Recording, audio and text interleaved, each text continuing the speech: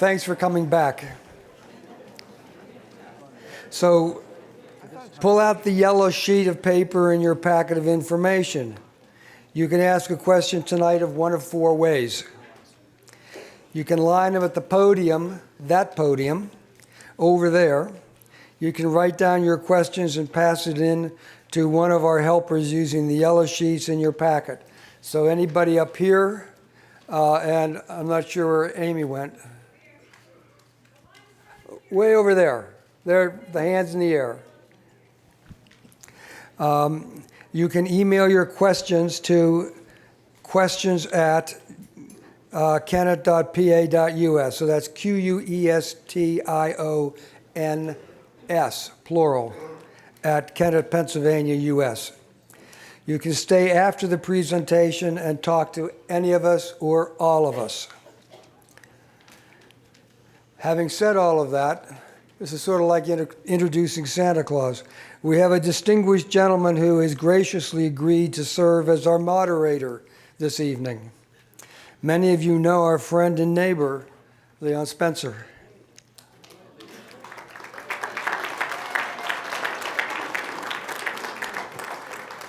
He was the mayor of Kennett Borough, which we are in tonight, you all know, for 11 years. Thank you for being here, Leon. And I don't know, there's Leon here. So I'm going to turn it over to Leon. He's going to guide us through the question and answer period.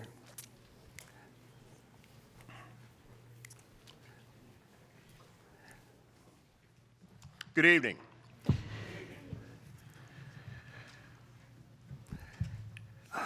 I'm going to tell you straight up. I'm feeling uneasy. I know the alleged. I know the person who is accused of these crimes. We had opportunity as a borough and a township to work together on things, and as has been stated, there was a lot of trust there. I know her family. Her mother is a classmate of mine, and with some others in this room. This is hard. But you're the ones that are going to make it easy. You're going to make it easier because we're going to get down to the bottom of some things. You're going to take the time to ask some questions that need to be asked. And we're going to do that tonight in a very respectful manner, because that's the way Kennett Township does things. That's the way you, the citizens, do things. Just be reminded, you can line up at the podium over there, and when you come to the podium, please state your name and your address. Be reminded that you do not have to be a township resident to ask a question, but I would respectfully ask that anyone who's not a township resident would wait until those in the township community have the chance to ask the questions first, and then you will have your shot. You can write down your question and pass it on to one of the helpers using the yellow sheet in your packet or on any piece of paper.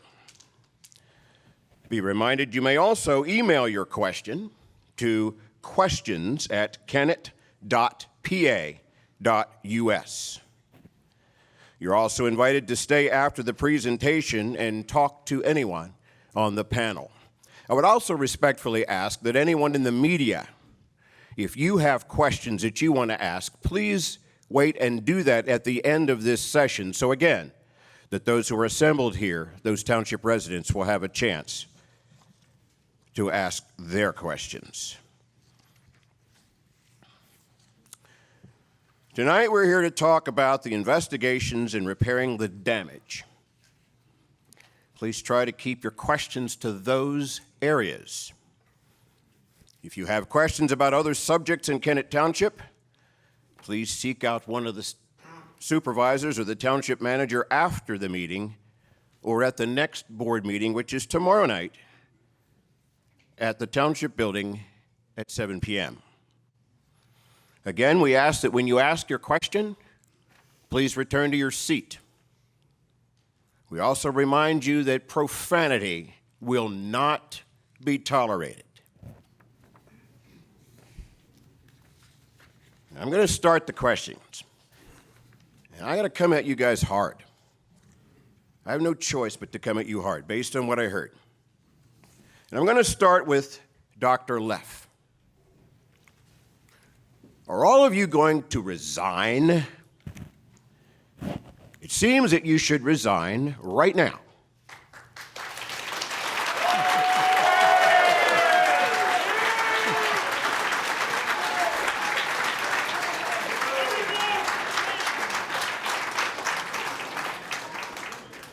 Some of the things we've heard tonight suggest incompetence and that you do not deserve to be here.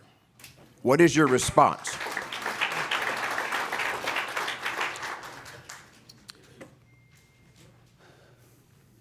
So where would that leave the township? Please let him respond. Abandoning the township now isn't what is needed. If we had resigned when this horrible incident was first learned about, there'd be no meeting tonight. None of you would be here. Because there'd be no investigation. There'd be no idea of what happened or who allegedly did it. There'd be no charges filed, and there'd be no people around to fix it. There'd be no prosecution, and there'd be no recovery of funds. And there'd be none of the methods and people put in place that Eden mentioned to prevent it from happening again. We were elected to lead the township. And as Scudder said, the buck does stop here. And we're leading it to fix this problem. So, Scudder, I'm going to ask you, how in the world could you let this happen? According to the information you shared with us tonight, this went on for over 6 years to the tune of $3.2 million. Someone was not providing oversight, and that's a disgrace. So again, I ask you, how could you let this happen? Well, I'm going to refer to a sentence that I wrote to myself. This was a complicated systemic scheme by a determined insider who was committed to steal and to cover it up. I'm quoting the DA in that. And the reason that I quote that is because of the things that I outlined before over a period of an hour and a half of explaining just how that system was set up and how it was surreptitious and how the people who are professionals to deal with this kind of thing, such as professional auditors, state auditors, that level of people that looked at this stuff on a regular basis and they didn't find it. And because the records in the computer system were completely twisted around and falsified, all of that stuff was there. But I think that there is, I mean, there's a reason why it was not discovered. It wasn't discovered in the administration that existed before this one, just as it wasn't discovered until now in this one, because it was so well done over such a period of time. But let me say that I think that I've asked myself that same question from the very beginning that I learned about it. And I looked at the checks that had my name stamped on it, and I said, where did that come from? I didn't sign it. How do I know about it? How did I find it? And the fact is that the money that would lead us there was being shuffled and kited around from one account into another, so it never showed that there was money missing. It was always in play. Whitney had a term for it of three-card Monte, where you're moving the walnut shells around, and you never know where the pea is. And so it was professionally done by her. So I feel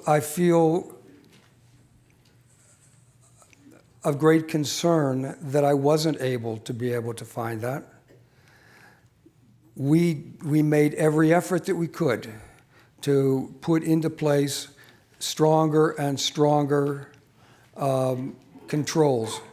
And the bottom line was we were assured that those things were in place.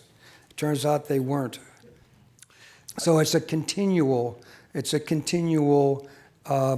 one domino after another. So many different things going on that was never able to get it out. But the bottom line is I feel that pain just like all the people in this room feel that pain. And I find that terrible that any of us have to go through this. The fact is that we discovered it, and we're the ones that are confronting it to deal with that problem. So, all right, that's he answered the question. He hold on.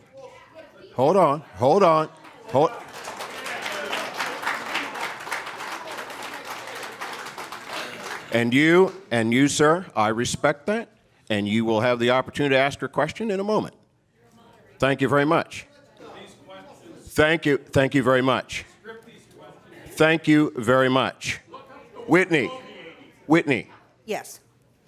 We didn't know, I say we, I live in the borough, so I guess it wouldn't apply to me. The township did not know about this embezzlement until recently. Why was this kept a secret? As soon as we found out anything, we didn't keep any of this a secret. We brought it straight to the community. As soon as we found out, we started having reports at the very beginning of every single meeting to keep everybody updated. We sent letters out. We sent out a press release. We made personal phone calls to everybody in the community to try and tell them what was going on and let them ask questions. We were limited to what we could say because we needed to make sure that we preserved all of the evidence and everything for the district attorney. Okay, thank you very much. I said that we were going to talk about things relative to this particular situation, but I have to ask another question, and I have to ask it of you, Eden. I have to ask this of you, Eden. What is going on with the chief of Kennett Township Police Department?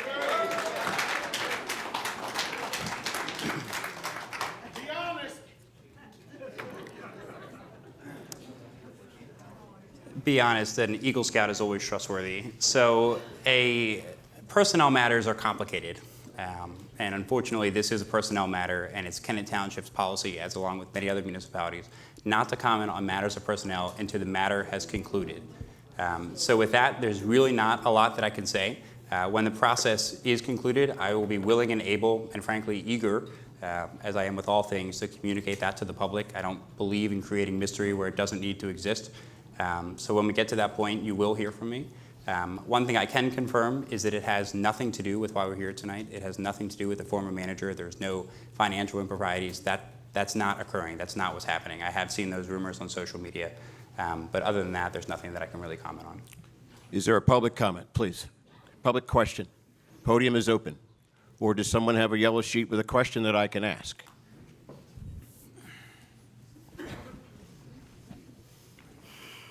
If you will, again, a reminder, please state your name and your address. Thank you. Good evening, everyone. My name is Joseph Lacey. I live on Baineswood. My name is Joseph Lacey. I live on Baineswood Drive. You can tilt that mic towards you. There you go.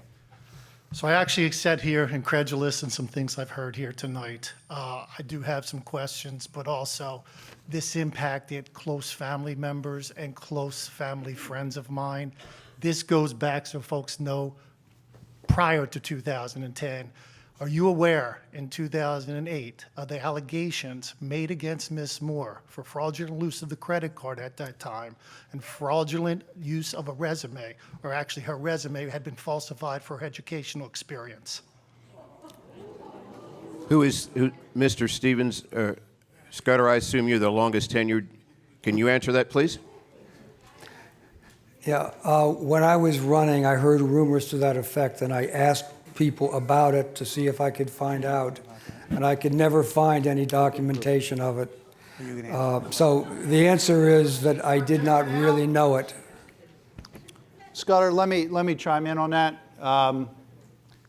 There were two prongs to your question. The one was about misuse of a credit card. The other one, Resume. Basically falsification of resume. I don't know about the resume part.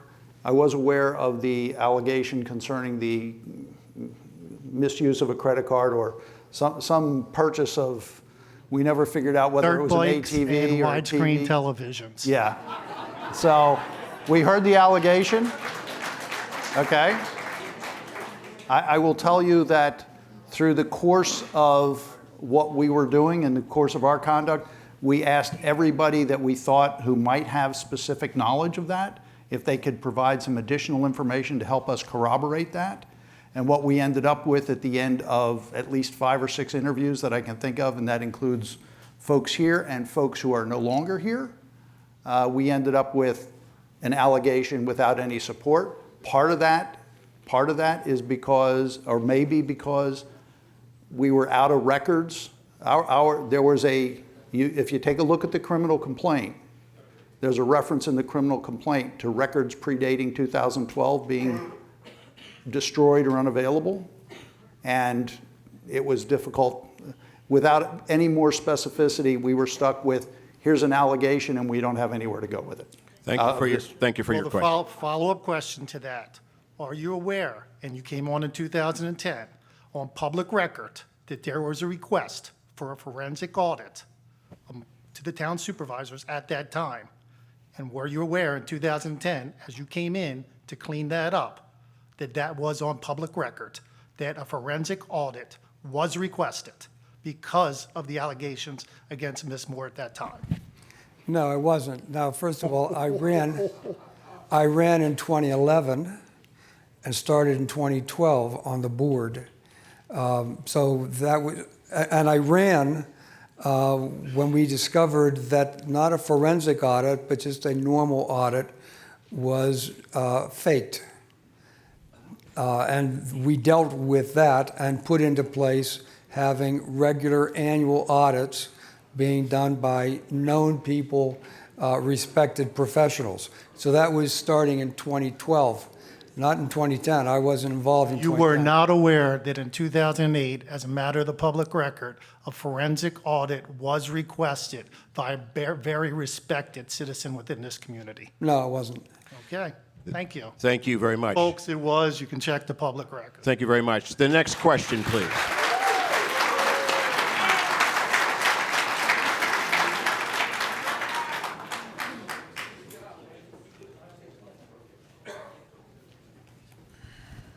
Good evening. My name is Victor Manning, and I live on Wooddale Drive in Kennett Square. Can you tell us that for sure we know that the total is $3.2 million, or does it have an opportunity to grow?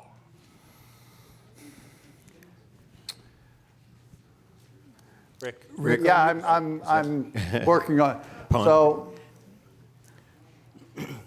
the $3.2 million is a number that the district attorney and his folks decided there was sufficient evidence to prosecute on, okay?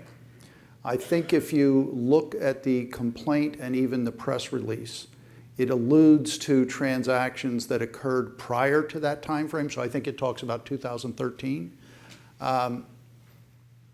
For criminal, and I'm an accountant, I'm not an attorney, so understand that. But my understanding simply would be, for criminal purposes, it's 3.2. There are some additional transactions that, for what I'll characterize as civil recovery purposes, we would potentially consider adding to that. It's going to be a function of the adequacy of the evidence and the supporting documentation to be able to ascertain. Sometimes we're trying to ascertain, is there a benefit to the township or is there a benefit to the individual? So it's hard to say, but I can tell you that there are other transactions that we would consider in a civil context, but not in a criminal context. Are they millions? I'm going to say no. Are you free to estimate what they might be? I'm going to have to say no, because I want to look at them in more detail, and then we're going to have to make that assessment. If they're not $1 million, are they more than $500,000? Probably not. Again, We're dealing in thousands. My suspicion is we're dealing in thousands. But the other problem we have is, as we get prior to 2013, we don't have any supporting documentation to even look at. One more question, if I may, sir. yes, sir.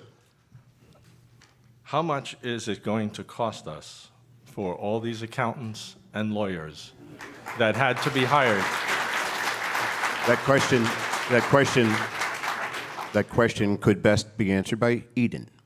Sure. So I don't know what the total cost of that recovery is going to be, and I think that some of our costs in this process are able to be recovered, which I'll pass along to Joe. But to date, as of the beginning of December, and the board is going to be presented with bills to authorize tomorrow, so it doesn't include those numbers. But to date, we've spent about $350,000 on this process. And sir, your best guesstimate? Oh, For I'm the not total? prepared to guess. I could ask Joe or Rick about that, but I'm not prepared to guess on this process. Very good. Thank you for your question. Thank you very much, sir. And as the next person comes forward, I'm going to direct this question to Joe and possibly to Eden. What is the Pennsylvania Municipal Code? What does it mandate with regard to audits? Is it semi-annual, annual? What is the requirement of a municipality in the Commonwealth of Pennsylvania? So the second-class township code requires that there be an annual audit of the township's accounting of their finances. That is usually interpreted to mean that there's what's called a DCED report, which stands for the Department of Community and Economic Development. That's what's been occurring up to this year. I don't want to classify it in others, but the GASB audit, which is what we're moving towards, is much more thorough and much more comprehensive. It's night and day, But it is annual. Thank you. Eden, let me ask you a question. That could be done by an auditor. It could also be done by an auditing committee. And in fact, it was done by an auditing committee for the township up until 2011 or 2012, until we started using a paid auditor, a CPA for doing that. right. The code does address what's called elected auditors. We have elected auditors here as well, but within the code, it allows the elected body, or actually the citizens to petition for this, which I don't think happened here, but it allows for the elected body to appoint a third-party competent, which is defined, accounting firm to perform that function, and there's requirements. They have to be registered in the Commonwealth and those kinds of things, and I think that took place. Our system and what Amy is used to in her former municipality is to do both a third-party full GASB audit, which is the direction we're headed, but also to work with the elected auditors. They're elected officials. You elect them, right? I mean, they should have oversight, and we have no problem with that. We want to engage them and kind of show them that process and allow them to have oversight. So that meeting, I think, is being scheduled to engage them with that.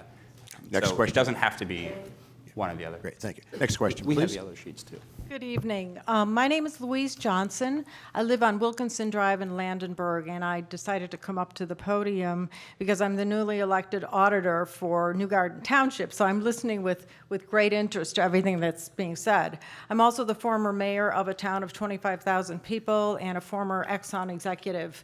And I want to compliment you on the excellent job you've done to remediate and some of the things I'm hearing of how you plan to make things better once the discovery was made.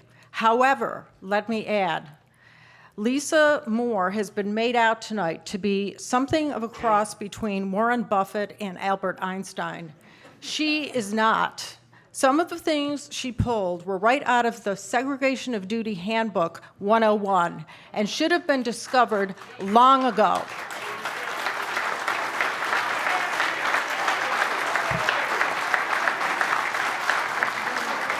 This would never, ever have gone on this long in a corporation that was run with any degree of financial acumen in the leadership team.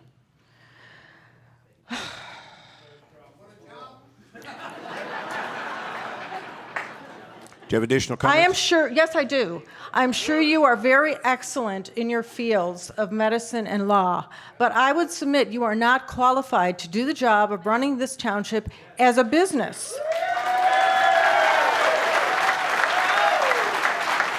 And I will turn this back around to the audience at this point. I've only lived here a year, and I've noticed this in other places.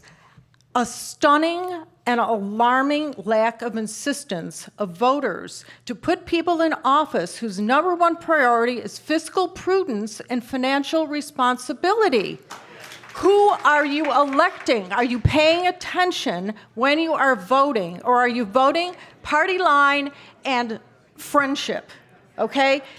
Get a clue when you go to the polls and put people in office that know how to run a business like a business. Thank you. Thank you for your comments.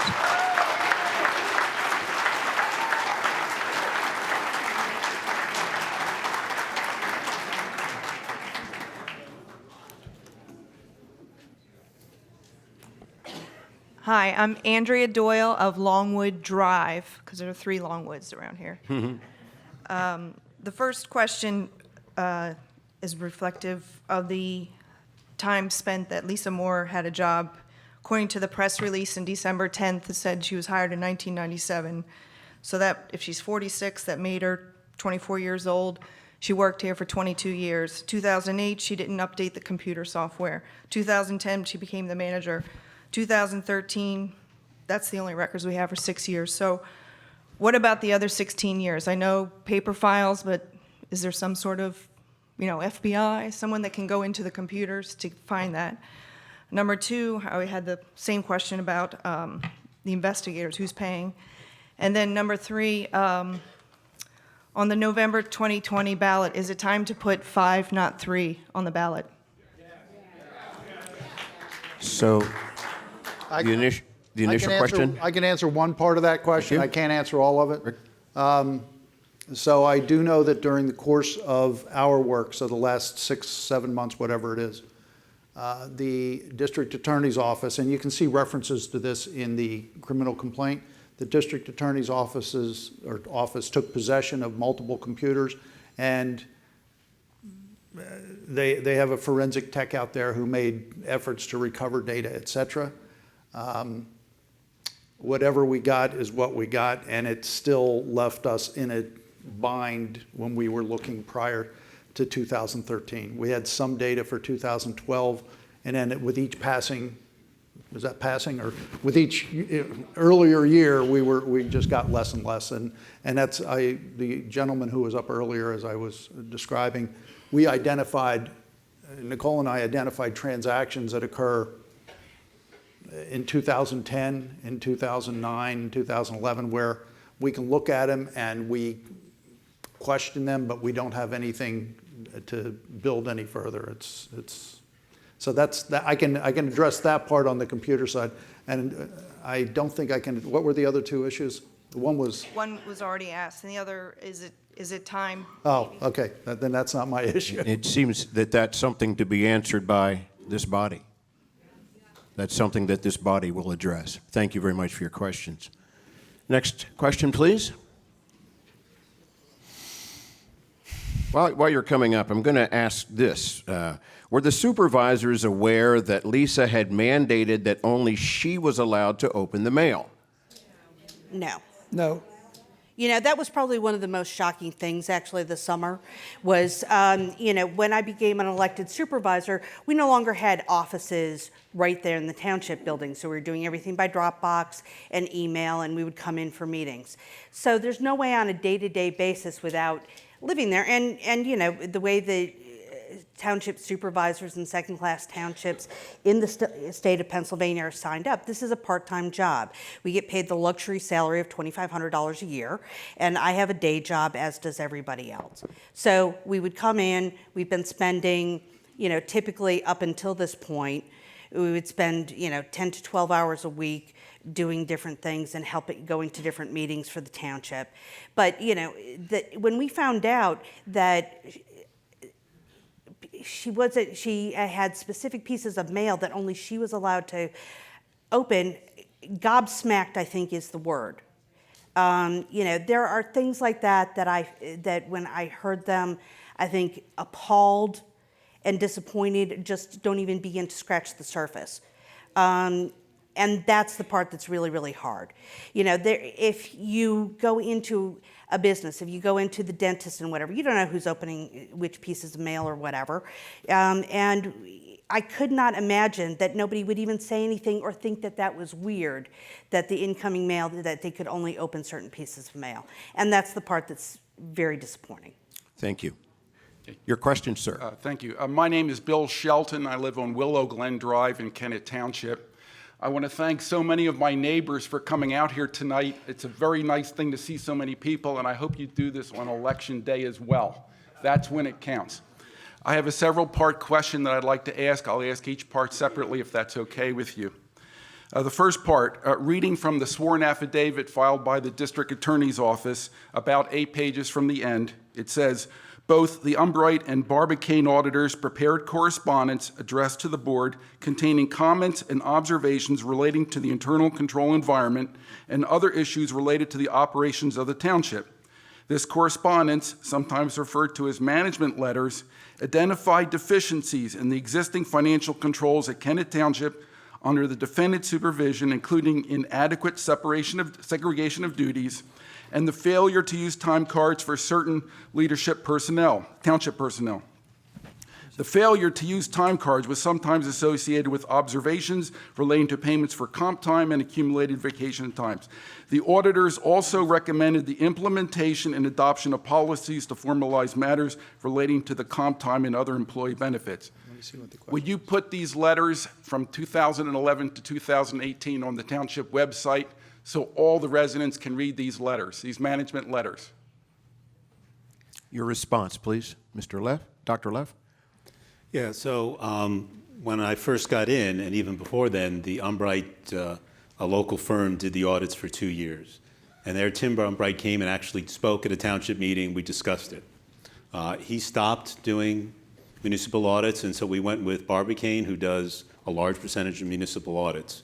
And the school districts. And school districts and a variety of other things. Those management letters, so there's several letters that come from Barbicane and auditors. We put up the actual audit and the cover letter. The management audit, all that was sent to Lisa, and up until May, those management letters actually didn't come to us. We didn't see them. Dr. Leff, So are you in so to help answer the question, are you in possession of those letters now? We are now. So to answer his question, will you be able to post those? That's what he's asking. Would you post those? I see no reason why not. Is there any reason why we can't, Rick? I don't know if there's a legal issue there. So this I don't know the answer right now. I'll have to think about it, but I just don't know the answer, and I'll Joe? defer. I'm not aware of a legal issue, but we'll look into it, and if we can post them, we'll post them. Yeah. Okay. Fair enough. Thank you. for all the years. All the years 2011, 2018. Sure. Good. Okay, good. The second part relates to the first part, and that this is the next paragraph down in the sworn affidavit filed by the District Attorney's Office. While financial statements and correspondence from the auditors were addressed to the board, investigation determined that financial statements and correspondence were actually channeled through the defendant. Investigation further determined that the aforementioned management letters and other auditor correspondence were not forwarded to the board. While the board acknowledged receipt of the Kennett Township financial statements and the auditor's reports on this same or a contemporaneous basis, the board did not receive the so-called management letters from either the auditors or the defendants. These management letters were only received by the board after questions concerning the defendant's activities arose in May 2019. Is that an accurate statement that these management letters were not received by any member of the supervision before May of 2019? Yeah, that's what Yes. I said, yes. Correct. Were you aware of the existence of management letters? No. No. No. Okay. Okay. Dr. Leff, I was in the same meeting that you were when Mr. Umbright presented his findings for the first audit, and he discussed the management representation letters in that meeting orally. Okay. That's a public meeting. So you're talking about the audits that Tim Umbright did? That's the first meeting. Okay, right. And in 2013 to 2018, I believe those were done by Barbicane. No disagreement. And those are the ones that were sent to Lisa, and the management letters were not sent to us. Right. Well, thank you. Thank you. Oh, pardon me, I'm not finished. Well, there's a whole bevy of folks who'd like to speak. So, if you would you like to hear if more you would questions? defer from, thank you. audience Thank you would very like much. to ask questions. Thank you for your question. Are you aware that there's a business advisory committee on the township? Yes. I think you are. I think you created it. I don't think we can credit Lisa Moore with the business advisory committee. Yep, I'm aware of it. Okay, aware of it, and are you aware that the board, that committee has certain responsibilities that are mentioned on the township's website? Yes. There's 7 of them. I'll mention a few of them. As examples, the committee shall provide guidance and assistance in the following areas: financial reporting, accounting, assist in techniques for implementing auditor-recommended changes to financial reports. That's the committee's responsibility. And Right. you don't know of the reports that the committee is supposed to be implementing. That's what you're telling us. It's a sworn affidavit. That's on the township website this afternoon, if you want to look it up. And the committee was meeting, the committee was doing its work. Thank you. Let me read. Good. Let me continue. Sir, I'd really like to move forward to allow other people. Excuse me. Excuse me. Excuse me. Excuse me. Excuse me. These are your friends and neighbors, and they are here, and respectfully, they have the right to speak. And we want him to speak. So do this for me. Do this. Since folks want to hear more from you, let's allow some other folks to speak. Get back in line, and we'll listen to you. No. Thank you. That's what I'd like to do. Thank you much. I'll stay here all night. That's great. Okay. Thank you very much. I'm just trying to give other people an opportunity. That's all it's about. Okay.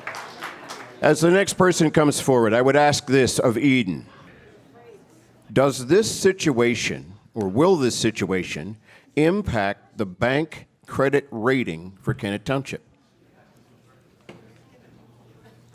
I look to legal counsel as to whether or not I can answer that question. I'm willing.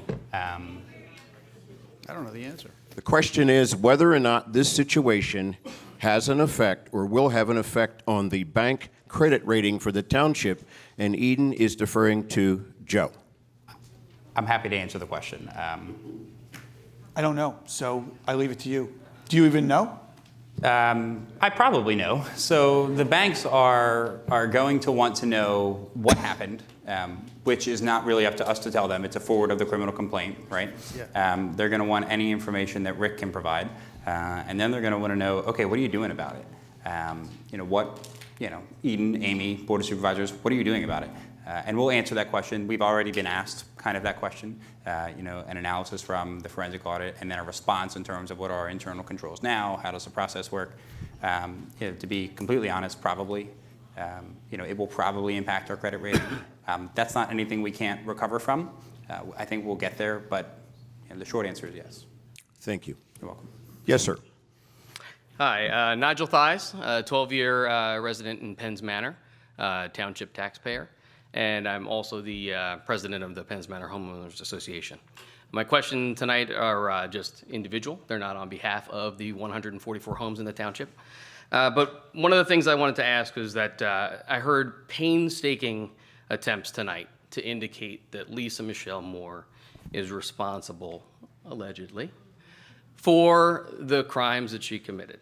And while I understand that personal responsibility, what I did not hear is any attempt to address the supervisor's abject failure of leadership in addressing, maintaining, and controlling these things. The frustration you sense in this room is the non-apology and the non-acceptance of culpability in allowing these things to happen. Scudder, you ran on a platform of, we need to get an audit. I wish I had that flyer that was dropped off years ago, because that's what it said. Kennett Township needs an audit. Why did a seasoned lawyer such as yourself not question such a consolidation of power? To the investigators, I didn't hear that last part. why did you not question such a consolidation of power, that Lisa Moore did everything in the township? We did question that, and she assured us that she was not doing that.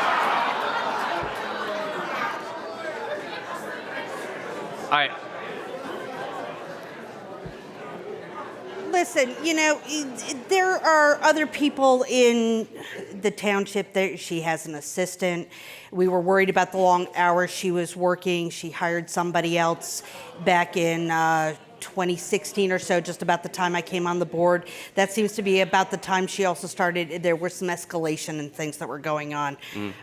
So one of the things we kept on talking to her about how important it was to segregate duties and to make sure that she didn't have full control, because it's a big responsibility. It's one of those things, like whenever I was treasurer of the Junior Board of Christiana Care for a while, and I wouldn't even write checks to myself. I would make the assistant treasurer do that, because I wouldn't even do that, because I keep it straight. I only use a blue-black pen, so you can't, you know when it's original signature and you don't.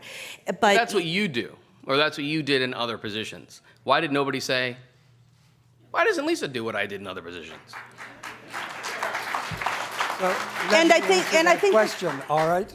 I'll answer it. I did very specifically say to her, I said to her, Lisa, it does not look good that you handle all of the financial matters. We need somebody else to do it. She said that she would do it, and I would question her about it after that, and she said that she had other people's staff in the township who were sharing that responsibility so that it was being done. Now, That's not holding people accountable. Let's let our questioner have the floor, That's please. not holding anybody accountable. You're just asking. So maybe my question wasn't good enough, so you could tap dance around it. You asked a question, you didn't do anything about it, right? So that failure to lead enabled the behavior. I think one of the things that I'm fully sympathetic with that position, except that I can't say to Lisa, when I told her to do it, and she told me that she did it. Now, it's shame on me that I believed her. That's true. Shame on me that I believed her. But that was the nature of the relationship that was there. And that situation was there before I came on, and I thought I had changed it after. Turns out that I hadn't, because she kept obfuscating and twisting it. Yeah. Sure, Richard. Yeah, to give you an example, when Scudder was running the first time, the Board of Supervisors at that time spent $37,000 in legal fees to oppose his right to know request, to get the information about finances of the township to the public. Okay. When he became chair, we put the township checkbook online, or what we thought was the township checkbook online. And in retrospect, it wasn't. Okay? Mm-hmm. When we got in there, we said we need two people looking at the books. There were, but then Lisa did other things. She did other things to chip away at all the checks that we had in place. And they were small, simple things that on their own maybe weren't threatening. But in total, in terms of when we talk about the complex scheme, when you add them all up, it does that. Okay. We had annual audits. Yes, they were DCE level audits that cost $7 to $10 grand a year. The GASB ones cost 20 to 30. And as you heard, forensic audits cost a lot more than that.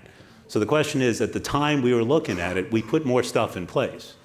And in retrospect, it wasn't enough. Yeah. Other question? So just to tease that out, what discipline did she receive? I was disturbed to hear you told her to upgrade the accounts to make them more secure, and she didn't do it. If I don't do something that my boss tells me to do, I get fired. Yeah, we learned that after she was caught with her hand in the till. So we fired her. So yeah, No, that's we disciplined her. But unfortunately, we didn't know about it before that. Okay. So Because we thought, from what she told us, that had been done. I get that I'm gonna not really get answers. So, I just there's a clear lack of humility from the supervisors, and don't mistake the applause that you heard for Eden to be, hey, well, you know, we had the bad news portion, he had the good news portion, so people clapped. No, people clapped because it actually sounded like something that was truthful, that there was accountability and clear communication. So, I would take that under advisement, and because if you don't, well, you'll be held accountable at the ballot box. Thank you very much. I agree with you. Thank you. This is horrible. It is. Standing up in front of all of you and talking about you is one of the most personally devastating, humiliating I commend you for that. evidence Stuff. of my entire Yeah. life. Yep. You know, this is not why I got into this, and it's really, really hard. You know, and it's hard because finding out that you've been systemically lied to and everything, when we're getting vouchers that are signing all of the bills for every month and double checking them and looking over them and making sure they're okay, and then finding out that she's leaving things off and there's ACH deposits going on and money being transferred. You know, that the devastation to find out how many lies, big and small, were going on has been personally horrible, and then finding out that there was attempted fraud to then and forgeries to try and cover it up made it even worse. Whitney, It's thank you. been personally awful. Whitney, thank you very much. Yep. Thank you. And just a super brief question for the investigator. Well, first, quick statement, don't stop investigating, because I think this goes back past the destroyed records and goes back to the other previous township supervisors. But my question also to you is, so there was a claim made that, you know, we found that it was her and she was only paying herself and, you know, the one boyfriend with the sham marriage, and that no supervisors were involved or, you know, culpable at all, or receipt of payment. How did you, in the course of the investigation, certify that the rubber stamp checks, any that may have gone to a supervisor, was not just necessary but proper? I'm not certain what the second part, proper, means in this environment, so I'll pass on that. What we did with, so I mentioned earlier that we had determined that the formal accounting records of the township were not reliable. That's the term I'll just put to it. And there's a whole bunch of reasons why they weren't reliable. What we ended up going back to is what I referred to earlier as third-party records. What do I mean by third-party records? So we went out to the banks, we went out to the brokerage companies, and we started going through each transaction and tracing that out. So I think the checks you're referring to are this approximately $750,000 with the signature stamp on them. No, well, I mean, we went beyond. We went. Totality. What I mean is, for example, we went beyond that, and to ascertain, whenever we identified something, we were looking at things that were legitimate and dismissing things that were legitimate. Right. What we did here is when we found something that didn't pass the smell test, if you want to call it that, we traced them into specific accounts. Yeah, and I guess my question is, like, so if, say, the township paid for maintenance on road vehicles, right? And then the check got changed and it went to Lisa Moore and then we pretended, right? So you went to third parties to verify that. I get that, right? My point is, if there was a payment, if there's Christmas reimbursement to Scudder Stevens, the third party is Scudder Stevens. So you go, hey, was this legit? Yes, it was, but it wasn't, right? So how do you verify that all of these payments that may have gone also to supervisors were necessary and were actually used for proper? Okay, I'm going to tell you, I don't have any top-level recollection. Do you have that recollection, Nicole? This is a serious question. Yep. I don't have any recollection of anything going to the supervisors other than the $2,500 annual stipend. Right. So there was nothing that was ever recorded as paid to them. We were looking for fictitious entries and looking for transactions where it says it's paid to John Jones, but let's look at the back end. Right. Let's also, one of the things that in the accounting record that was being used is this is built into the software, where you can go in and you can extract certain reports if you know where to go. You can extract certain reports that will tell you anytime a transaction or an entry has been altered, okay, altered in any way, shape, or form, okay, whether it was the date, whether it was the payee, whether it was the amount. So when you look up check 1234, if it was originally paid or listed as paid to a vendor, but then you go back and it was later changed to an individual, you're going to see that. Okay. And so, you know, I mean, I'll be entirely candid. What we can't ascertain from looking at this, we can see everything that went into accounts. We can see where money, and there's more than enough examples in the complaint as to the disposition of what I'll characterize as disposition of these funds. Was there something that occurred after that? No. Right now, we can't tell you that. Thank you very much. Thank you for your very time. much. Thank you. Thank you very much. Let me just put it on the record very clearly that there were no checks ever paid to me other than the payment that I got as a supervisor of $2,500 a year, which was mandated by the Commonwealth. Thank you very much. I appreciate that clarification, and I didn't mean to specifically single you out. My point was just if the third party But you is the did, person and so I'm receiving- answering you. Right. My Okay. point is if the third party is the person who's receiving the check who could be complicit in a scheme, then you're verified it with people that are in on it. So then how do we actually come through that? I That was- sense that what you presented was an example. Right. Correct? Thank you very much. As the next person comes forth, I just thought of this question. And being sensitive to ongoing investigation, and I'm going to ask this of all three of you supervisors, and all you need to say is yes or no. Probably that's all you can say. Were you ever given any indication by other members of the township staff that there were improprieties? No. No. No. Thank you. Sir. Yeah, hi. My name is Doug Minnick, Williams Lane in Greenwood Hills. I'm going to keep the questions to my neighbors, the paid professional talent, right on, going to do well. I appreciate, you guys serving on the board. I know how it is. I've served on boards. I run a small business. It's probably a thankless job. So, and I have questions for the board. You can answer one because you are a unanimous group, and I have a question for the township manager. So, I've heard this, and it all makes sense.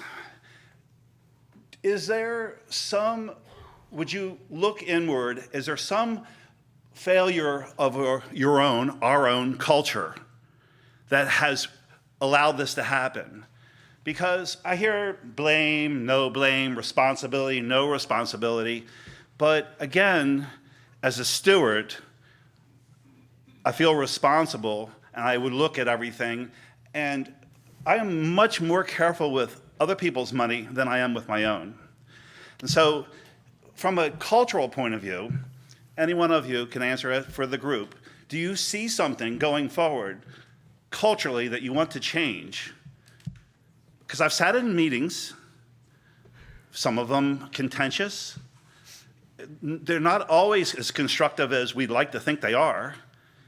Again, I know it's a thankless job, but how do you see this cultural component? It's a simple question. I think it's simple and it's important. You know, one of the things that, as we've reflected over time about what's going on here, is, you know, there was very much a homegrown culture. Lisa and a lot of people in the township have worked there for years and years. One of the things that struck me when I first became a supervisor is that in some ways, being the elected official, you are the variable in the equation, and the people who are there running the township on a day-to-day basis are the constants.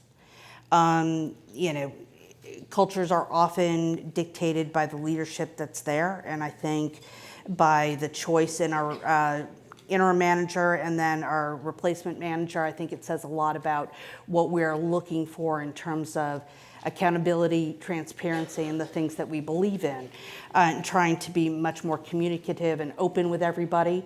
One of the first things that I was interested in doing when I became a township supervisor was making sure that you could now stream all of the meetings so people could be more informed. The agendas were online. You can now pay bills online. We upgraded the website and did those things so we could be more responsive to everybody in the community. And again, it's, you know, when I first came in, the first thing that I did was sit down with Lisa, and Lisa told me how we did things here. So in some ways, I feel that I trusted somebody who, you know, every indication throughout the community, she was trusted, and it's my fault, right? You know, because I trusted her, and I take full responsibility for that.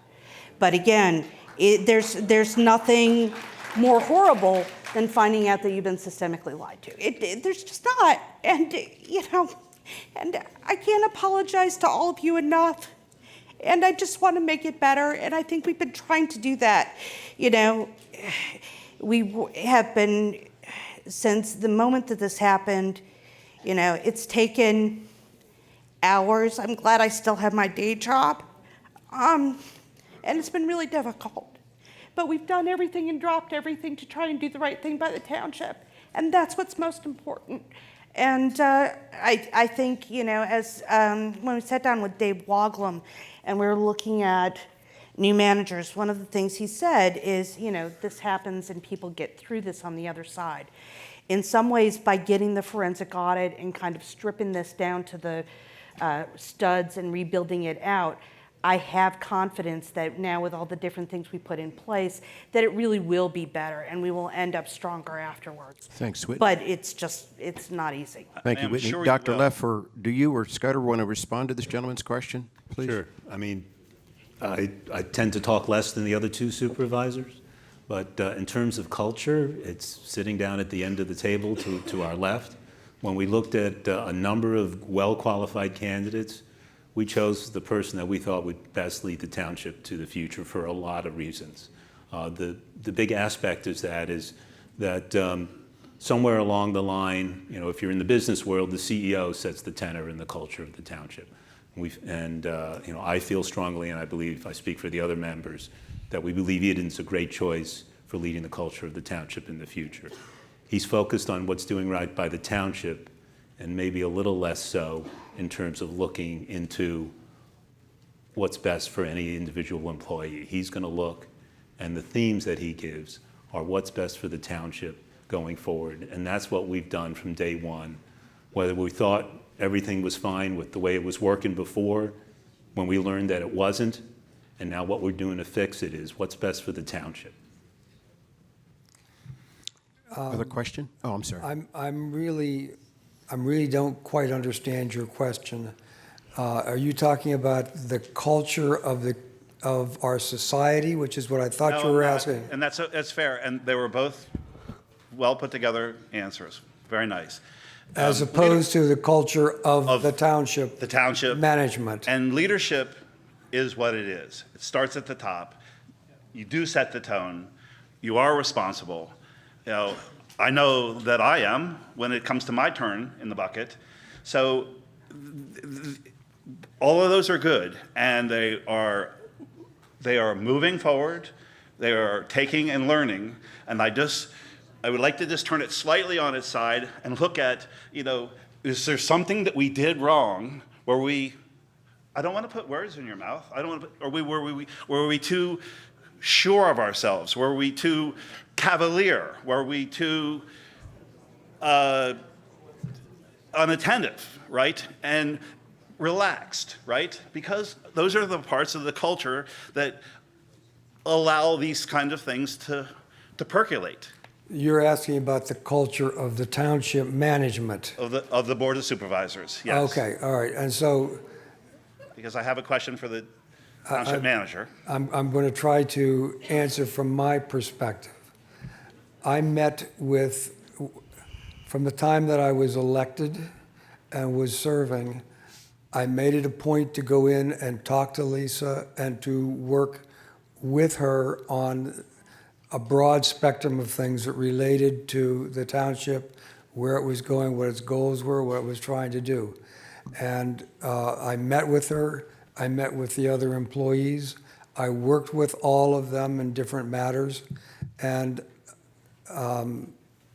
I guess my conclusion is that I'm naive because my experience was that they were honest and that we were able to have a open discussion about any of the things that were needing to be discussed in relation to the township and the periphery of the township.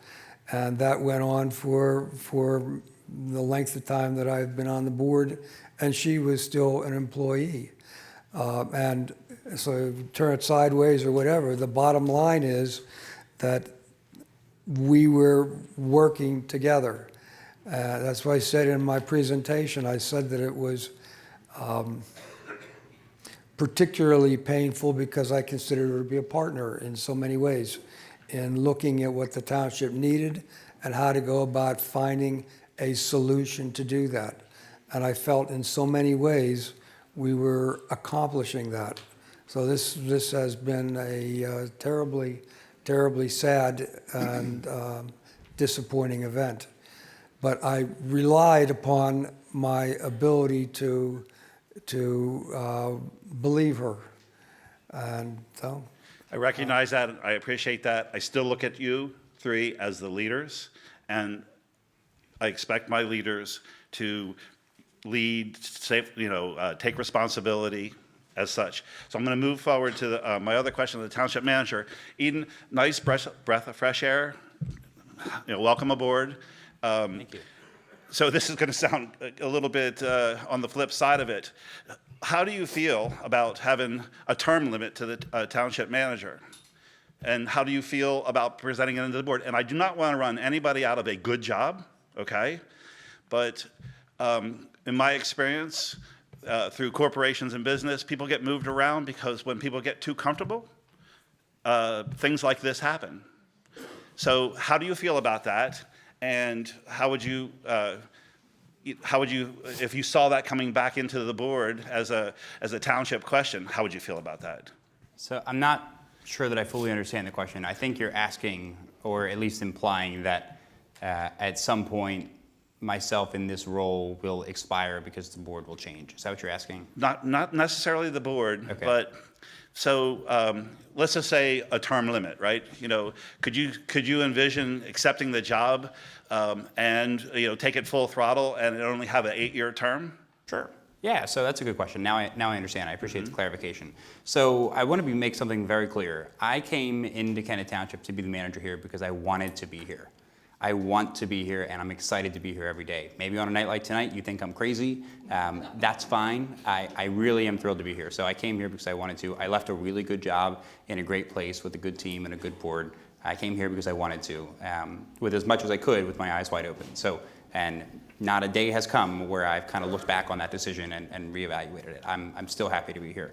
So with that being said, if you research these types of things, kind of the life expectancy of a municipal manager in their role in the Commonwealth of Pennsylvania, it's about 4.5 years. Managers don't tend to last a long time. There are outliers on both sides of that. So you have 20 and 30-year managers. That happens. And then you have people who get in for a year or two and they flip. I'm here to serve. I believe in servant leadership. I'm not just here to serve the board. I'm here to serve the residents, which is exactly what I told them when I met them in July and August. I said, I'm here to serve. I said, but it's not 3 people, it's like 9,000 people. And I'm going to do the best I can for all of you, realizing that everyone has different interests and different objectives for the township. And it's my job to help the board sort that out, figure it out, set up a process for that, and then accomplish it accordingly. So one of the things that a professional township manager subscribes to, and there's ethics that kind of detail this, and if you'd like it, email me and I'll send it to you. but it's that you don't serve a political body like you do. They're elected officials, right? So by nature, they're a political entity. But as that turns over, it doesn't change anything that I do. I'll help the new board, if there were one, accomplish their priorities. But in terms of my process for managing the township, the standards that I have, our ability to kind of meet our obligations and requirements, that's the same. It's relatively boring stuff, but I think it's interesting, but most people find it boring. That process isn't going to change. So you set it up for the long term, you try to accomplish the vision, you meet your daily expectations, you work for the entire township and the board, and as things change, you adapt. If a manager does their job well and you last 4 years, 8 years, 10 years, 15 years, the next person should be able to come in, they'll change things to their style and their culture, but they should be going after the same vision because that's set by all of you. I appreciate you asking that question. I think it's very viable question. Hope for your success. Thank you. I appreciate that. Thank you. Sometimes term limits seem quite appropriate. As the next question is coming forth, I will ask you this. What can you tell us about our insurance against employee theft? What's in place? That's a Joe question. Well, as I said, there's a fidelity bond in the amount of $1 million. That the insurance company for that bond's already on notice. We're going to continue that process now that lease has been charged. There are some other policies that may have other coverages. We're looking into them. That's where we are. Okay, thank you very much. Yes, sir. Yes, my name's Jay King. I live on Hidden Pond Drive in Chadsford, so I'm a township resident. So, Scudder, my questions for you is, I own a small business, and there's these cycles that come up where I know that I need to sign certain checks because I'm the owner and I actually have a bookkeeper myself. So I'm a bit perplexed that you didn't know that you were supposed to be co-signer on certain checks and that Lisa went and had a stamp made and you had no idea that you were supposed to be co-signing certain checks. How is that possible? The only time that I would be asked to sign a check would be when we would authorize those checks at a board meeting, and they were usually signed at that time by the board, and they would be passed down along the dais, and we'd sign it, keep on going, and come back. So those we signed. We knew we were signing those. The fact that she was using a rubber stamp was not something that I was aware of. It just, like I said, I own a small business, and so I just find it totally incomprehensible that you could go through year after year after year of not understanding the sequence of events just to be curator of the township's money. I did explain to you what the process was. Well, I understand So I the did process, but obviously, understand what it was. there was. I didn't understand her criminality. I admit that. And so the fact that she went out and used the stamp for whatever she used it for, but that wasn't something that was brought in officially, so I didn't know about it.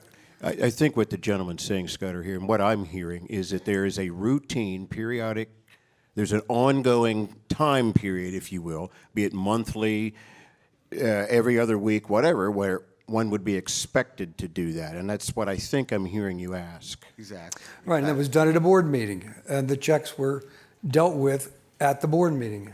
Okay.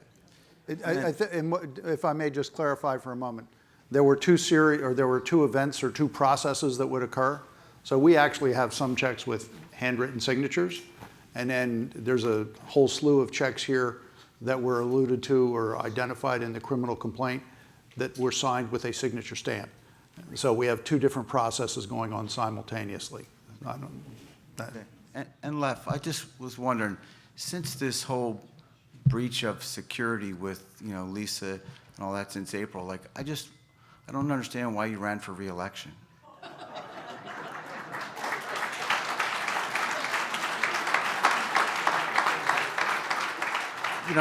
That would have been a perfect opportunity to where you kind of were there when the tumultuous time happened, and then you got the recovery process started, but you could have just said, I feel like I shouldn't be there because I'm really part of the problem. No, I think that would have been the easy way out.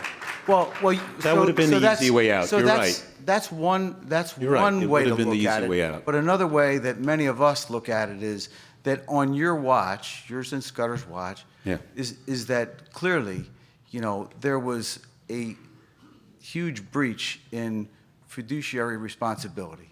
And so that's what we look at as taxpayers, and we just can't fathom the brashness of both of you sitting up there and thinking that you had no part in it.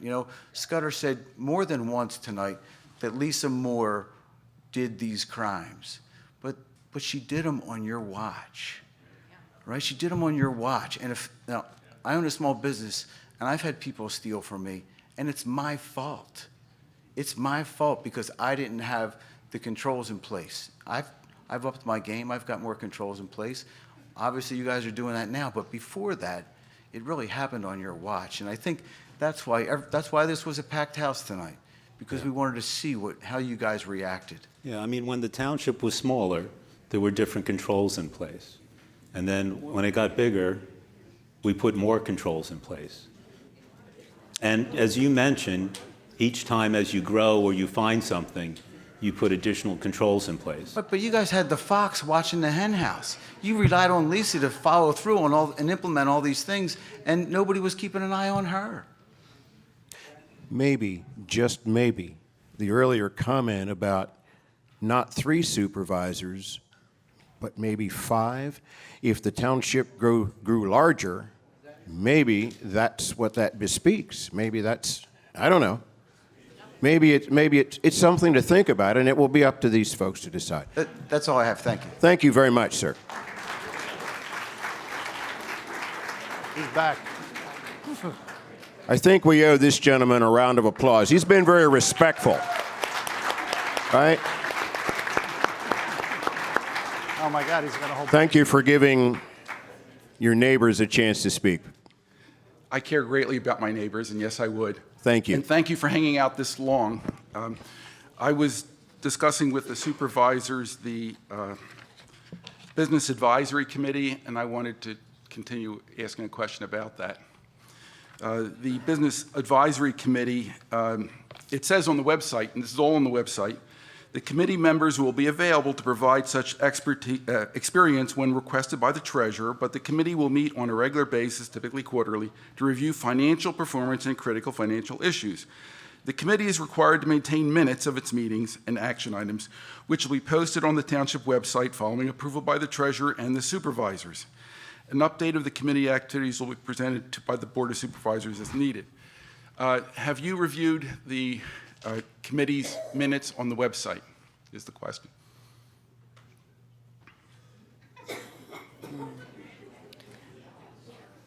I don't recall having seen any minutes coming through. I have seen the work that the committee did in working with Lisa to put together quarterly financial reports. As far as I know, they didn't include minutes. They just involved the process of the committee working with her. So that happened quite often. Our other supervisors, have you reviewed the minutes on the website for this committee? No. Okay, all right. The website permits posting of minutes from 2013 to 2019, and in that time, there are a total of 3 postings on the website for this committee, 3 and 3 only. Now, this committee was created to provide financial oversight and assistance in all these matters we're talking about tonight. The 3 minutes all have exactly the same text, and I'm going to quote it literally. 1 period. No agenda. There is no agenda available for this meeting. Please view the minutes. That's the minutes.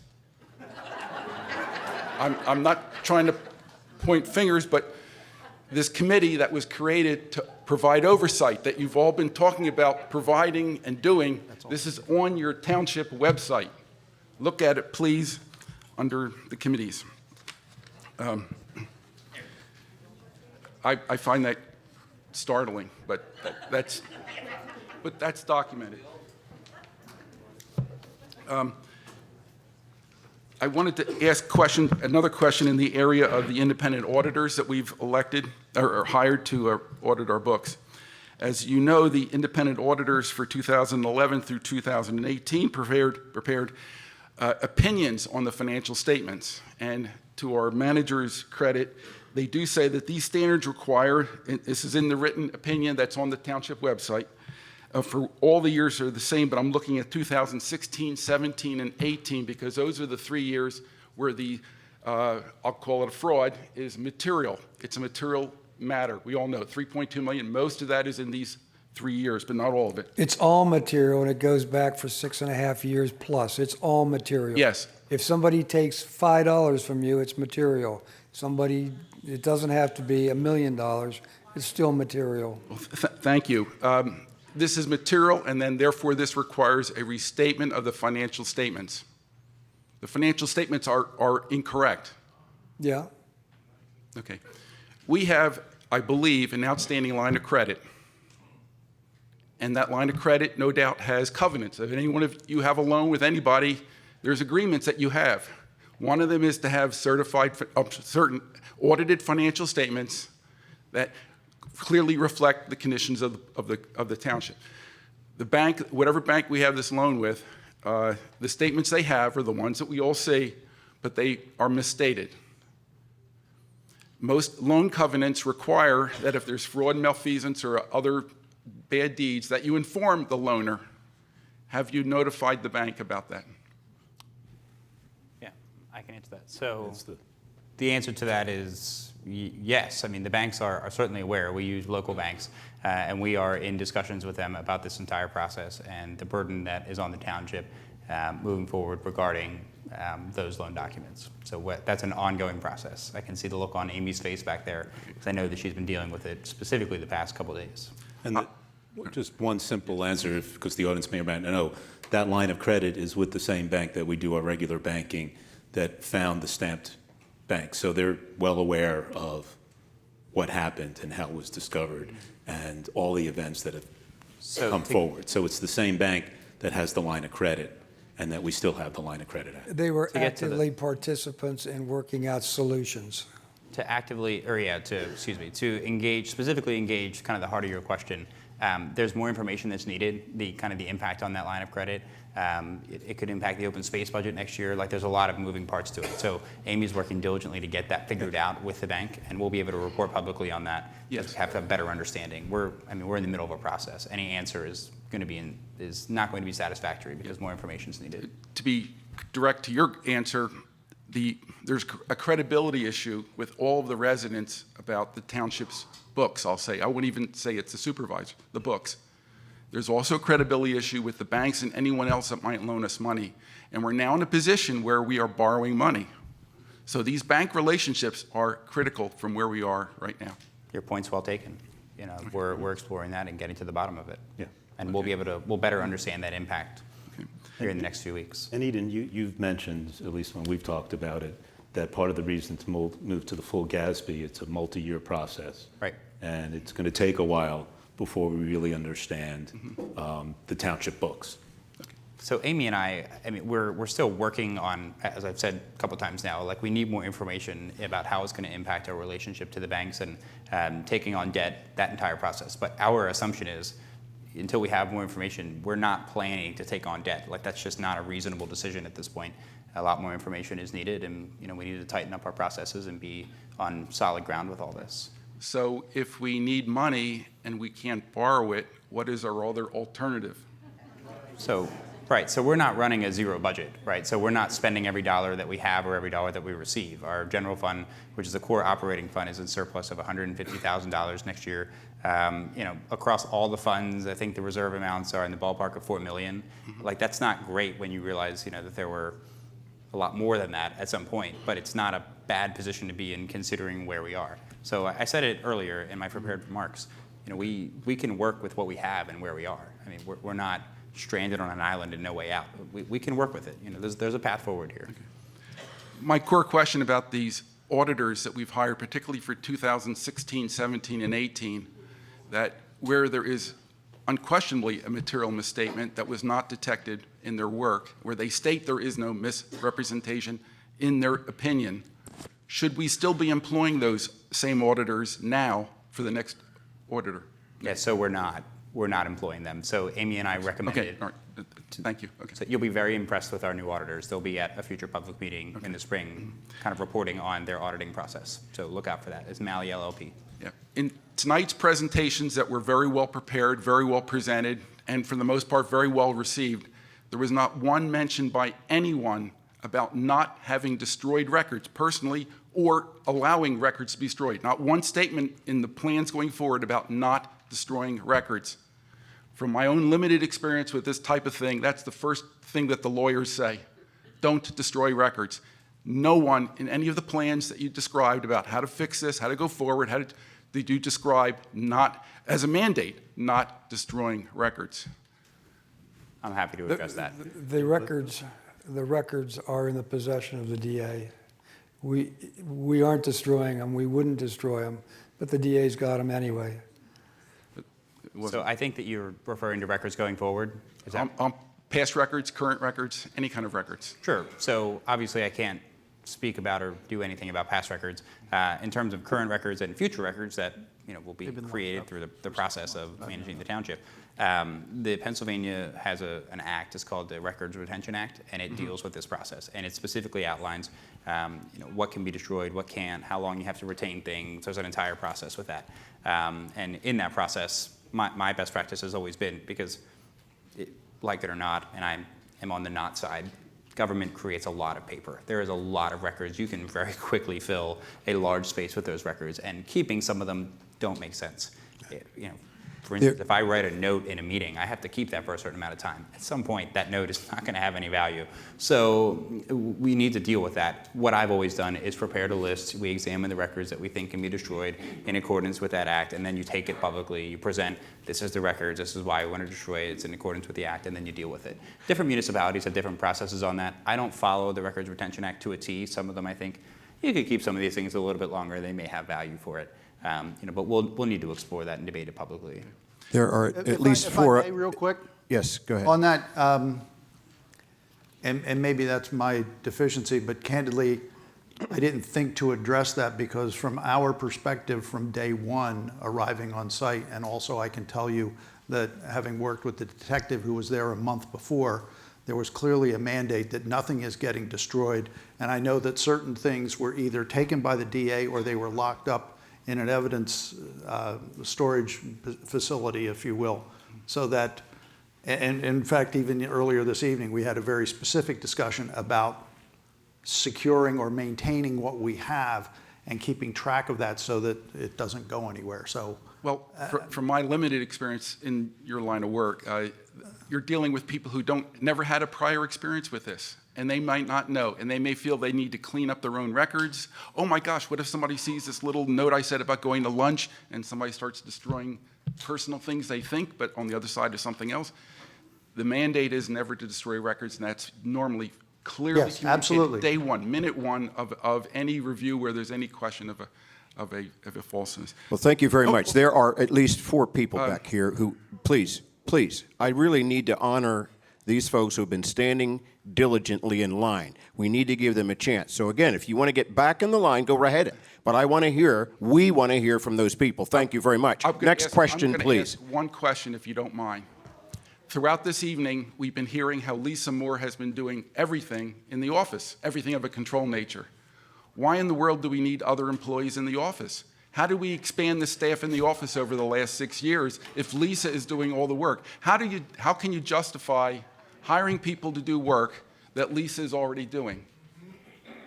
That's a question for the supervisors to entertain. Thank you very much for the question. Next question, please. Next one in line.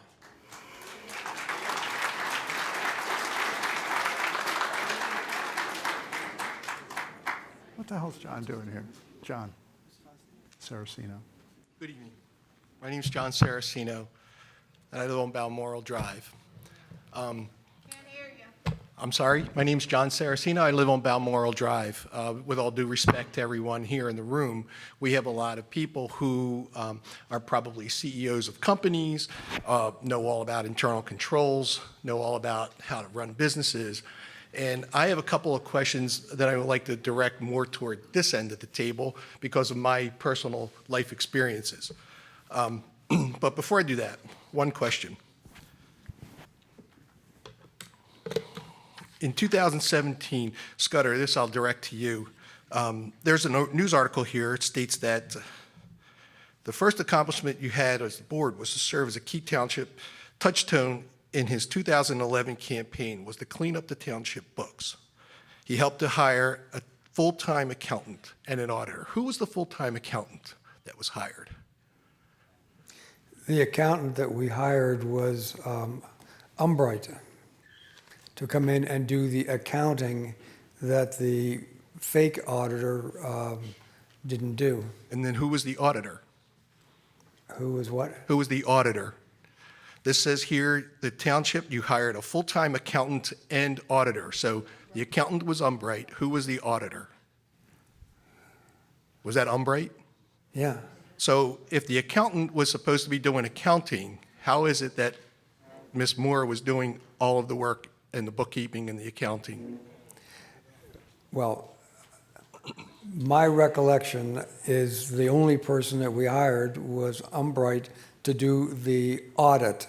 I don't know about hiring a full-time accountant, so I don't know what you're quoting from, but that doesn't make sense. Quoting from an article here in the Chester County Press, dated November 21st, 2017, written by Richard Gall. He's sitting right here. Okay. Well, no, I'm just asking who was the accountant, because if we had a full-time accountant, then maybe this wasn't this, we wouldn't be in this situation. So I was wondering, the accountant is the same as the auditor? Yes. Okay. Yeah. No, there was. It was When only the one auditors- person brought in, and that was the accountant to do the audit. When the auditors engaged the township, were the supervisors involved in the engagement process? Because when auditors come in to engage, there's Yes. usually a meeting. They Yeah, of tell course you they all were. about what they're going to do. Were you involved in the engagement, the township supervisors, were you involved in the engagement process? Yes. So then, at the conclusion of the audit, was there an exit meeting? No. Are you talking about in 2013? Well, whenever Umbright or anybody did an audit, was there an exit meeting, and did they tell you of their findings? Because there's typically an exit meeting. And there was not. So this goes back to the management letters then. Yes. So why, if the management letters were addressed to the board of directors, they never got to the board of directors? Correct. And so where were the board of supervisors in the engagement and the exit process with the auditors? I can tell you, at least from my position, by the time when I was elected, the auditor was already in place. So I was not involved in the selection of the auditor or had not met them. Yeah, I'm not referring to the selection. What I'm referring to is when the auditors come in, there's generally a meeting. The auditors will say, we are going to do this. This is what we're engaged to do. There's a whole meeting as to the actual engagement process. The audit takes place, and then there's an exit process. There's usually a discussion of our findings. And we say, well, not we, but an auditor would say, we found this, you need better controls here, you need to do this, you need to do that. May not be material to the financial statements, but yet they're putting the client on notice of their findings. And so it's almost a discussion of what would be in the management letters. The first time I ever met with the auditors was after May 1st, when the audit for 2018 finally came out late this past year. And there were significant discussions there that were disturbing, and my counsel is now giving me a waiver that I need to be careful. I think I understand what you're asking. The typical, all he is saying is that in a typical audit scenario, there is an opening briefing, there's a closing briefing. They come in, tell you what they're going to do, they do it, and when it's over, they tell you what they did and what they found. That's really what he's driving at. Am I correct, sir? I thought that was plain, yes.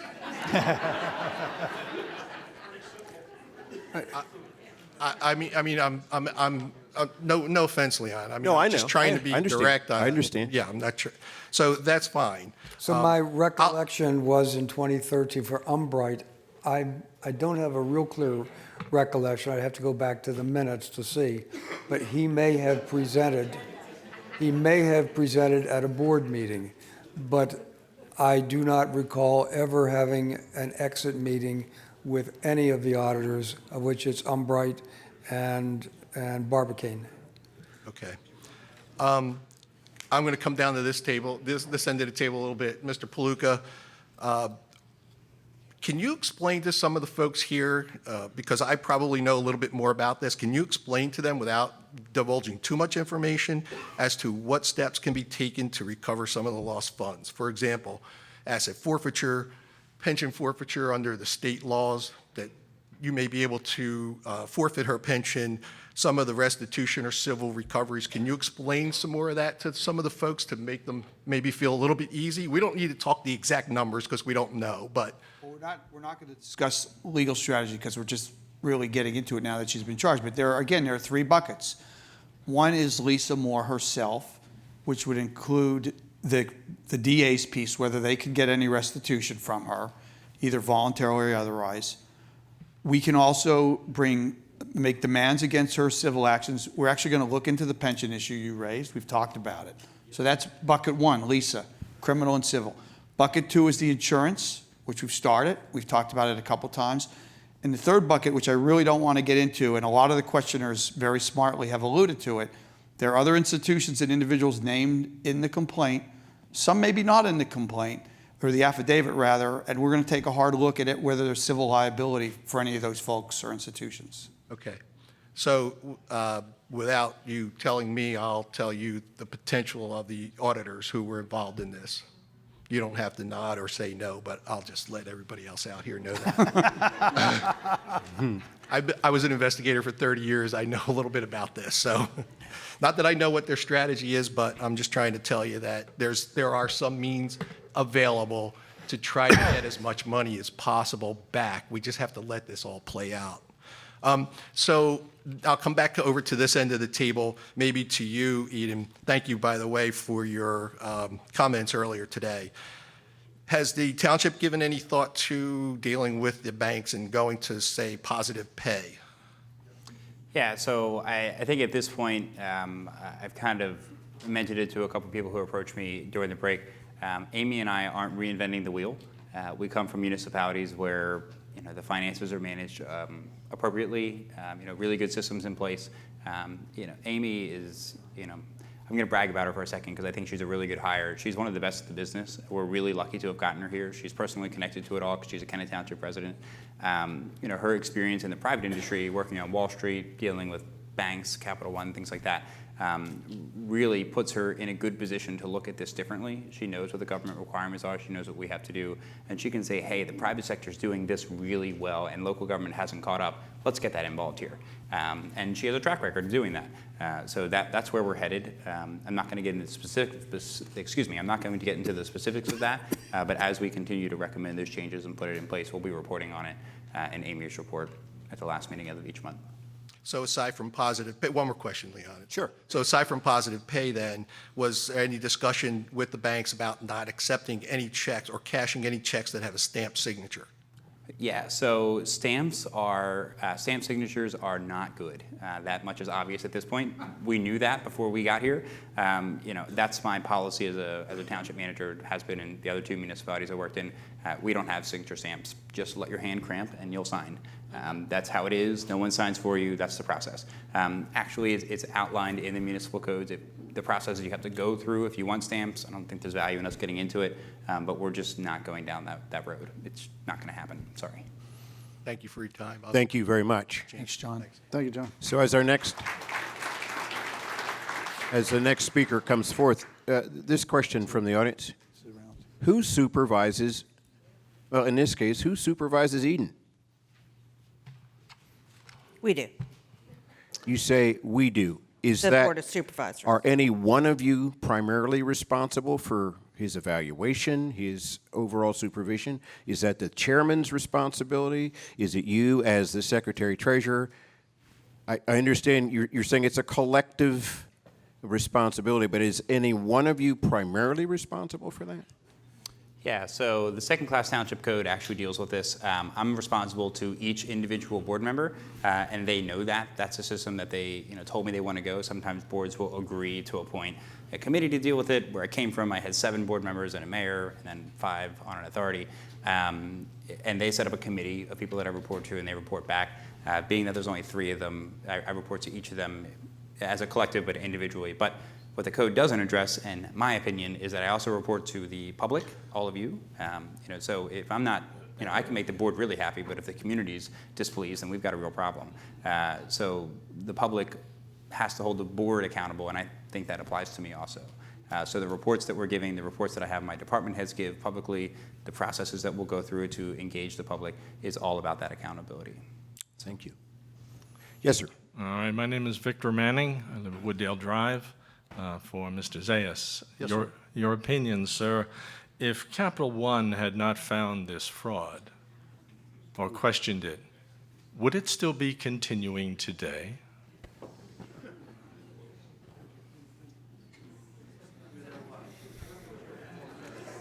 Wow. Just an opinion.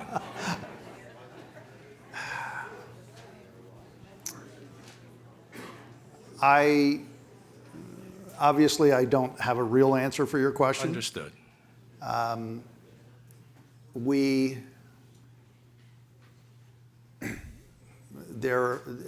been through the control question and so on and so forth. Had it not been brought up by an outsider, you have to question whether it would have continued.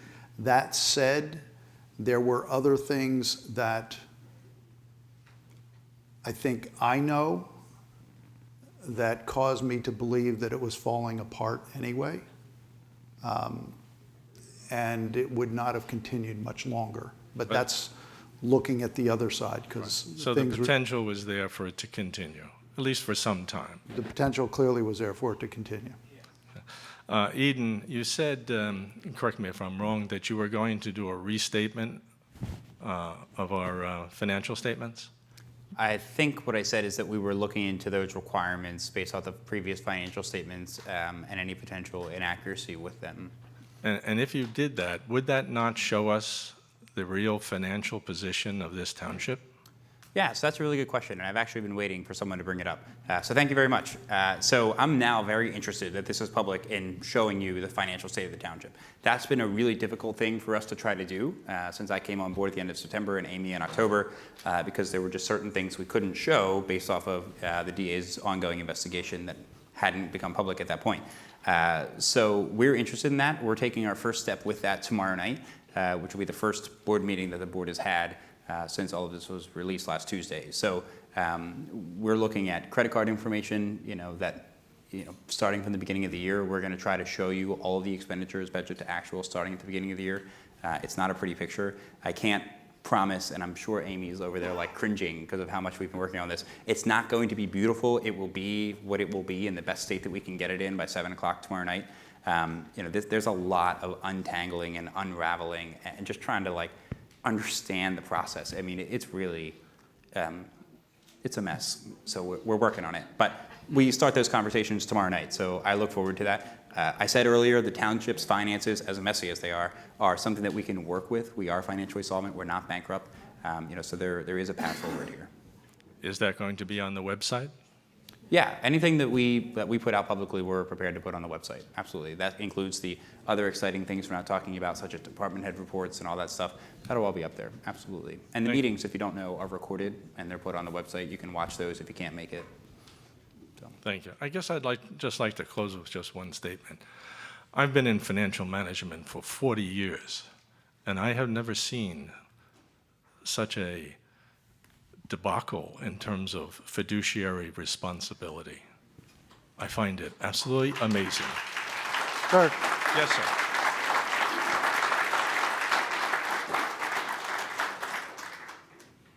And I appreciate what you're saying in terms of this situation, okay? Mm-hmm. Mr. Palooka alluded to this before, and I'll just say this. I've been in business doing what I'm doing for 45 years, 46 to be precise. Mm-hmm. And I have a skewed look, but I will tell you, this is almost all I have seen for 45 or 46 years. So while I appreciate that, you know, from your perspective, it is what it is. Right. Unfortunately, from my experience, it means it's Tuesday. And I don't, that's just what it is. And I've seen it in corporate levels. I've seen it in, you know, publicly held corporations. I've seen it in municipalities. I've seen it in businesses, all in between. So just a dose of reality. It's not your reality, it's my reality, Right. but it happens. In a different context, I dealt with I gave a couple examples earlier. For a huge medical device company, we had a matter involving a salesperson who was essentially overcharging hospitals. And it started popping up all over the country. It was the same scheme. And to your question, I'm not absolving anyone here. We're not done. We have more stuff to do that maybe the DA hasn't done. But at one point, one of the inside counsel's woman, she called me on the phone and said, Joe, how do I stop this? What do we do? And I said, Denise, you can't. It's human nature. You put the best controls in place. This happens every day. Open the newspaper, any business newspaper, Wells Fargo. Wells Fargo had literally hundreds of employees opening thousands of fake accounts. Thousands! And no one connected the dots. So I agree with what Rick said. We're coming from a different perspective. We're going to work through it. We're going to do the best we can for these people. But we're used to seeing this movie. It's unfortunate. It's terrible. This woman was trusted. It's easy to look back with 2020 and say we should have done this, that, and the other thing. And maybe we should have. We'll look at that. But, you know, you put somebody like this in place, you trust them, and you're not looking over their shoulder 24/7.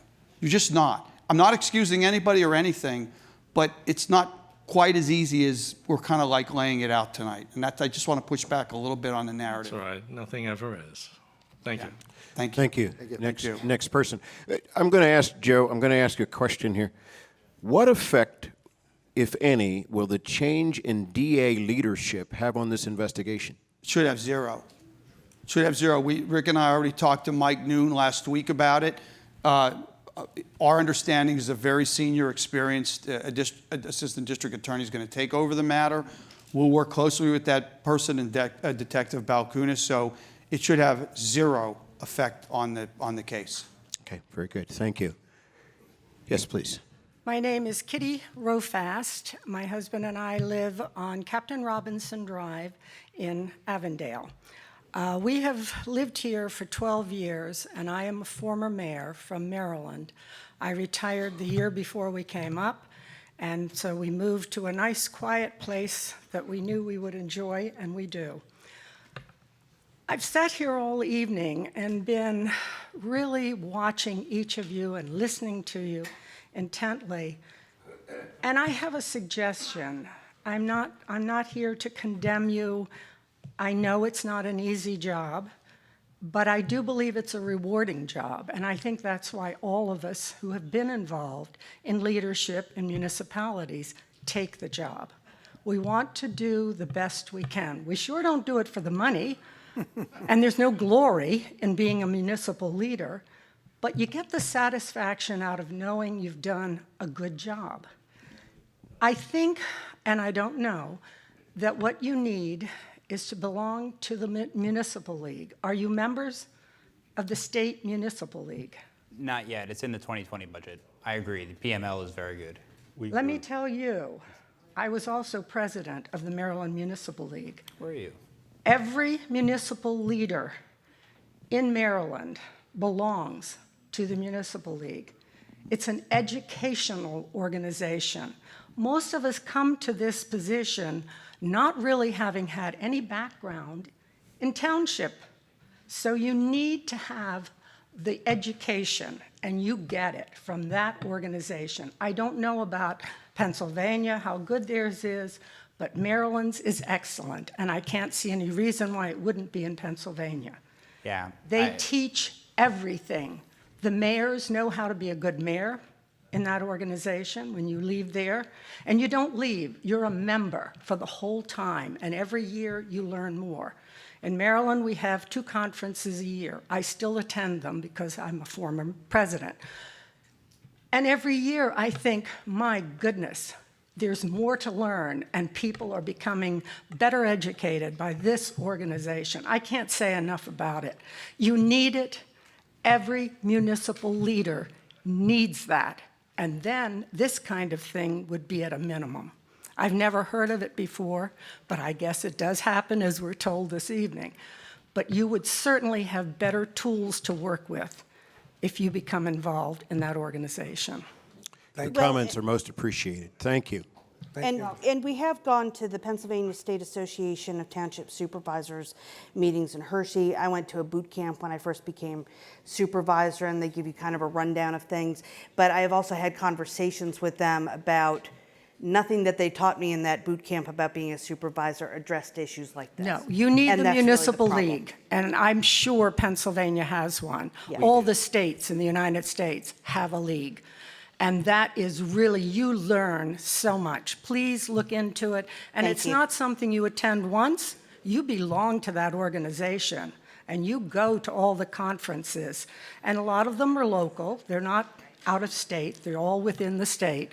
So just look into it, and I really encourage you. You'll be surprised at what you learn. Thank you. Thank you very much. Next speaker. Sounds like something I should have done when I was in the mayor's office in Kennett.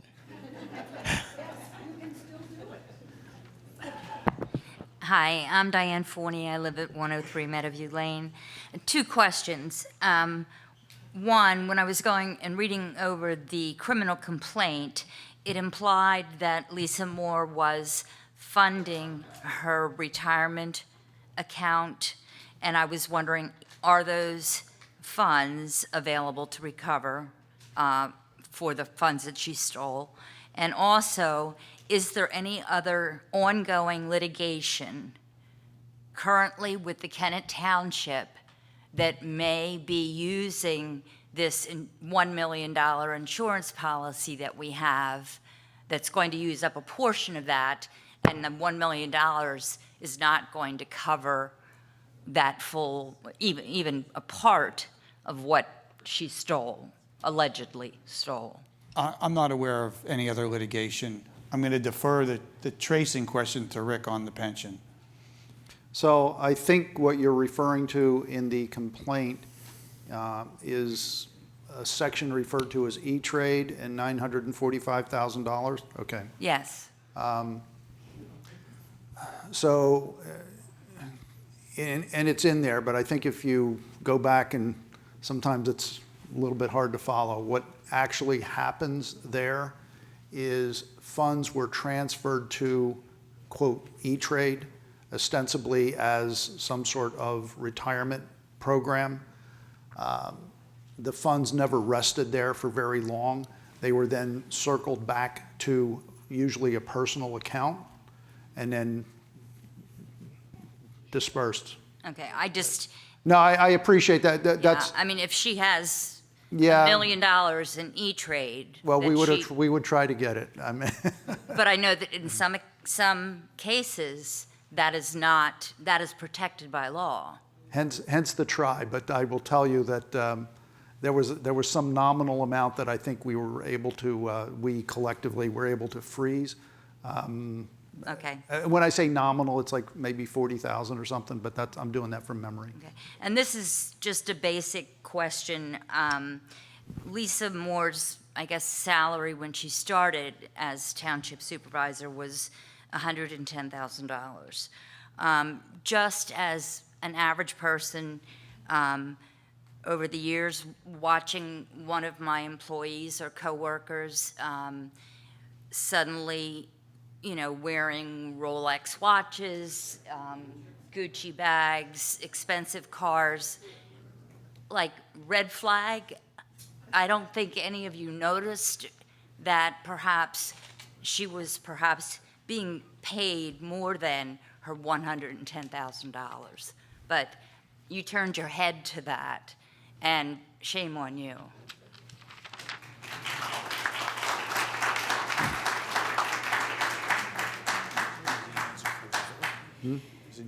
He's back. Yeah. Yeah, just leave it go. Is it worth engaging? It's not worth it. Okay. My third time at bat here. I hope I hit a home run this time. There you go. There you go. And by that I mean is I know how hard all three of you have worked. I have a personal relationship with you, and I know how hard you've worked on so many things for the township. So many areas that we're not talking about tonight. It's off topic, hope you don't mind. So many areas where you have worked so hard. And how frustrating this meeting tonight is personally. This is an important area. It's very important to everyone here, and everybody else is voting. But how hard you worked on other things. That's acknowledged. Having lived through the transition from the other administration to your administration, I can remember how one supervisor, particularly when he was essentially being driven out by meetings that were not very pleasant, how he was literally brought to tears.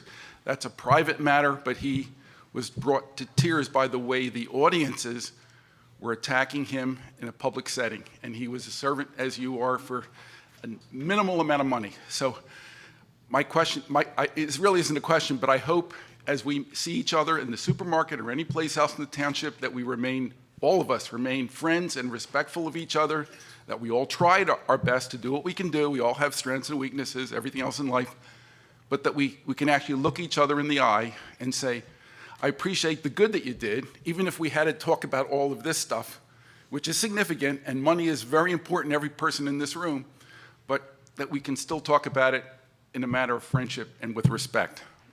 That's my last comment for you, sir. Thank you very much, sir. Thank you. One last question that's come from the yellow sheets here.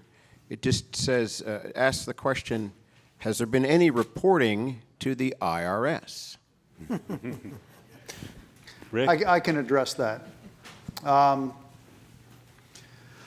So early on, there was communication with the service. The communication was with people in what they refer to as their criminal investigation division.